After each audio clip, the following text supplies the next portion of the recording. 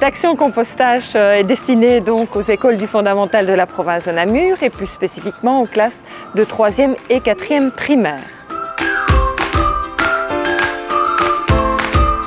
C'est une chouette compostière, facile d'utilisation plus pour les enfants puisqu'ils peuvent en détacher une planche pour pouvoir jeter leurs déchets de nourriture, leurs trognons de pommes, leurs épluchures de fruits. Donc, comme c'est une triple compostière, ils peuvent préparer doucement 2 tas de compost, mais ils ont aussi à côté de la matière brune pour pouvoir mélanger à leur compost au fur et à mesure pour qu'il y ait un bon équilibre des matières. Ils reçoivent aussi du matériel pour bien aérer le compost, donc ils reçoivent une fourche, une pelle, ils reçoivent aussi un tamis pour à la fin du compost que la matière soit vraiment un compost bien fin. Ça fait plusieurs années qu'on pratique l'école du dehors et quand on a découvert le concours cette année, on s'est dit que ça rentrait parfaitement dans notre projet pour pérenniser l'école du dehors, agrémenter nos potagers, etc. Je crois que c'était une chouette animation en rapport avec la nature. Autant s'occuper du compost que d'avoir l'animation qu'on remportait avec le concours. On essaye d'approcher la compostière comme un micro-écosystème. Souvent, on a tendance à la voir comme une poubelle et donc c'est pas forcément fun.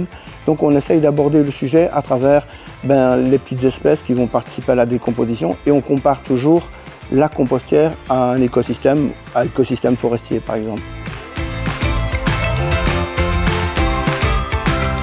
Nous en classe, on a fait tout un travail aussi vraiment sur le recyclage, le tri des déchets. On a fait aussi des affiches pour informer les autres classes qu'il y avait un compost qui était arrivé, comment est-ce qu'il fallait l'utiliser, pourquoi est-ce qu'il fallait l'utiliser. Maintenant, on a bien structuré le tri des déchets. Donc, on a tous dans nos classes des seaux verts pour les déchets organiques. Donc, ces déchets-là viendront dans la compostière et les ouvriers vont mettre les tontes et les feuilles qu'ils récupèrent en automne et vont les mettre dans la compostière aussi.